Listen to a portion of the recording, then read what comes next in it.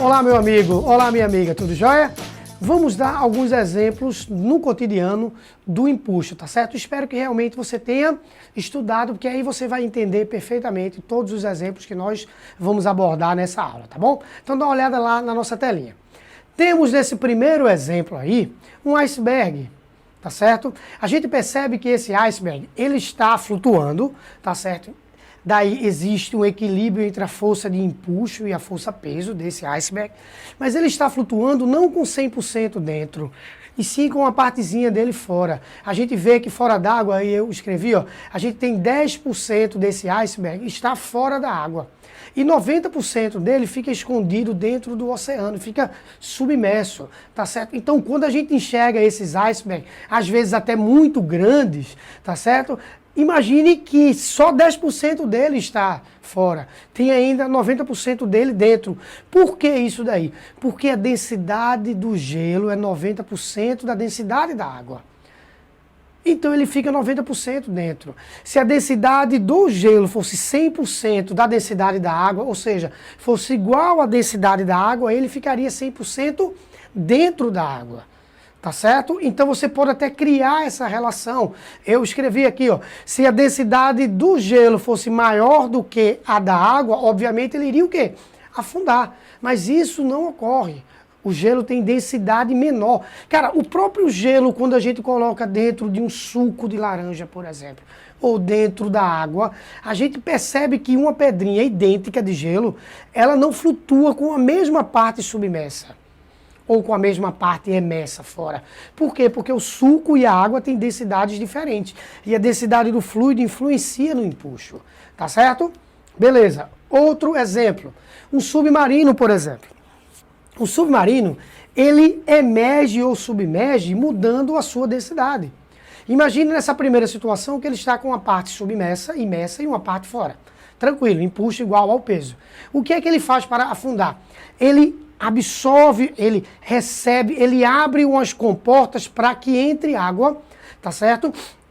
Num certo recipiente interno, fazendo com que o peso dele fique maior.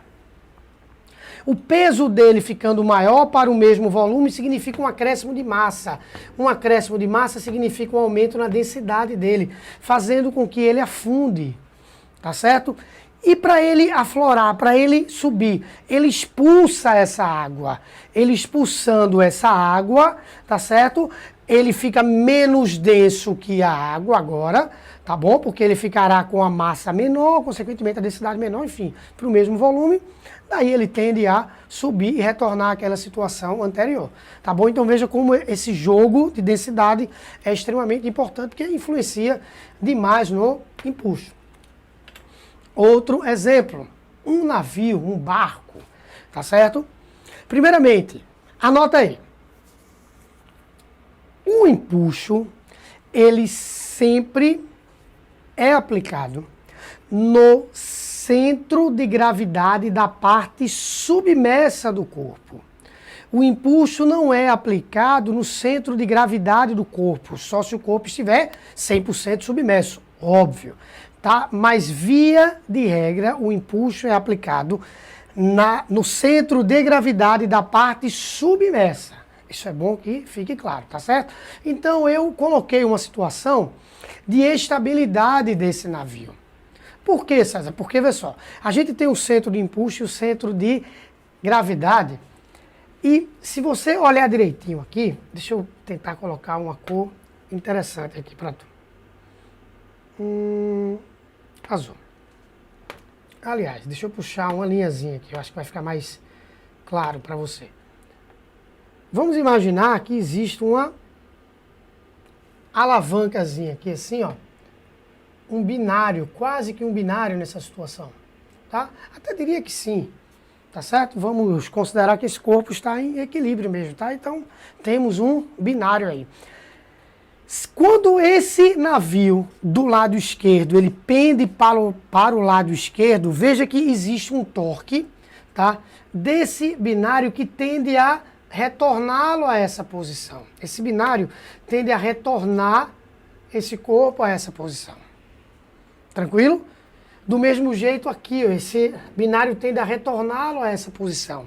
Isso é uma situação de estabilidade. Apesar dele inclinar para o lado direito, esse binário gera um torque para o lado esquerdo, no sentido anti-horário. Então ele tem uma estabilidade nesse exemplo. Quando a gente vai para esse exemplo aqui, ó, veja como a estabilidade ela é perdida. Veja que, imaginando o mesmo binário aqui, quando esse navio inclinar para o lado esquerdo, esse binário tende a girá-lo ainda mais nesse sentido. Consequentemente, ele tende a afundar, literalmente, ele tende a virar. A mesma coisa ocorre nessa outra figura. Então, temos uma situação aí de instabilidade. Ou seja, todas as vezes que o centro de gravidade estiver acima do centro de empuxo, o corpo fica instável. Todas as vezes que o centro de gravidade, como nessa figura, estiver abaixo do centro de empuxo, o corpo fica mais estável. Por isso que os navegadores, por isso que quem lida com essas situações, até pessoas que lidam com barcos mais simples, sabem que quanto mais carregado esse navio estiver, mais estável ele fica. Por quê? Porque quanto mais carregado ele está, mais para o fundo, o centro de gravidade dele fica. Consequentemente, ficando acima do centro de empuxo dele, tá certo? Então, retorna aqui comigo.